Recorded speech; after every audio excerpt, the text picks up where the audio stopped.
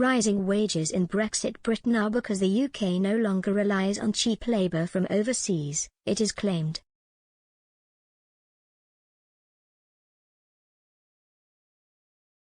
Britain officially departed the European Union on January 1 last year.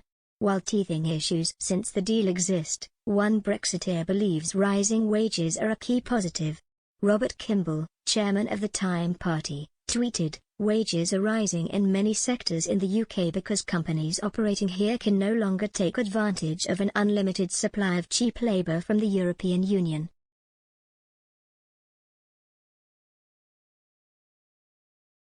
Tradespeople's wages have risen somewhat now, and staff pay at certain supermarkets is up.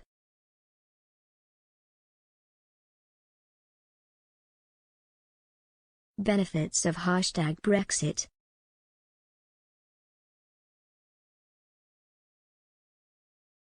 In the UK, the minimum wage has risen by a third since 2015, currently sitting at £8.91 an hour.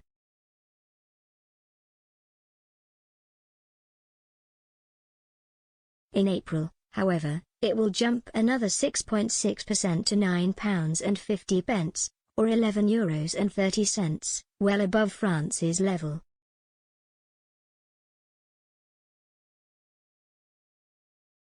Mr. Kimball's comments come after supermarkets such as Sainsbury's announced they plan to give 150,000 workers a pay rise, with a minimum £10 an hour rate.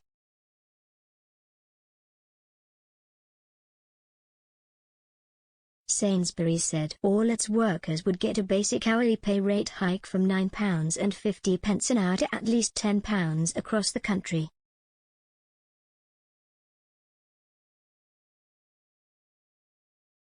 This rate will increase to £11.05 from £10.10 for workers in Inner London and to £10.50 from £9.75 in Outer London.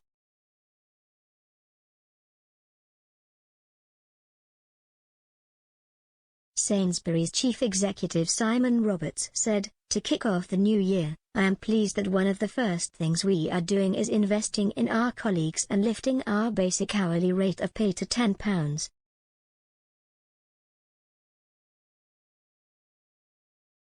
We are making this significant investment to show our colleagues how much we value the brilliant job they do for our customers every day."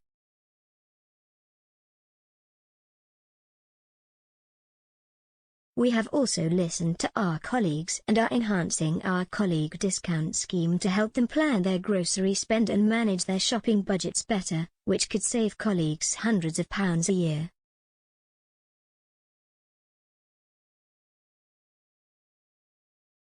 However, businesses warned a rise in national minimum wage would cause a knock-on effect on prices.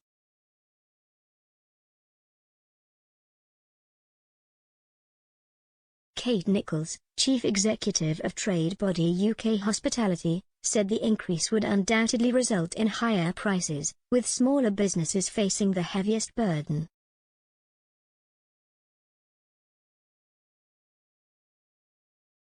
She said, "We won't be able to absorb all these additional cost pressures that we're facing, and this will just be an additional one of them."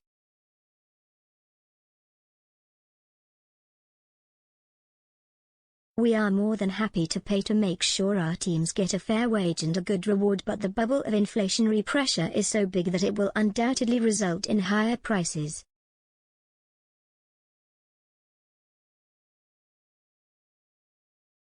The Chancellor is facing backlash due to a hike in national insurance.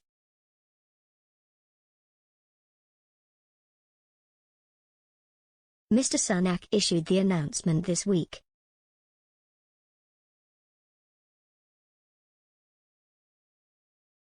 He said, "It's always easy to duck difficult decisions, but I don't think that's the responsible thing to do."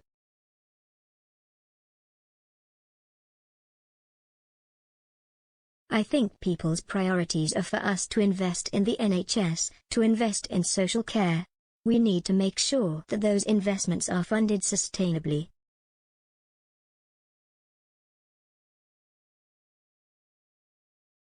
Commons leader Jacob Rees-Mogg called for the national insurance hike to be scrapped to relieve pressure on households struggling with the soaring cost of living.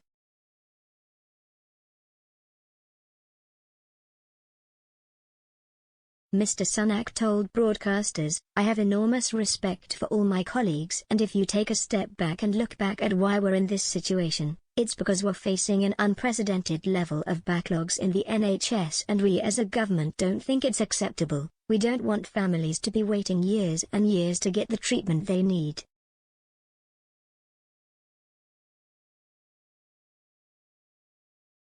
It's always easy to duck difficult decisions, but I don't think that's the responsible thing to do.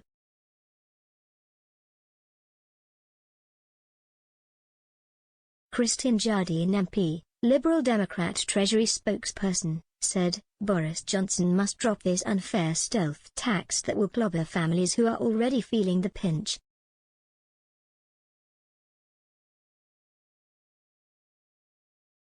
People are worried about the rising cost of living and paying their bills this winter.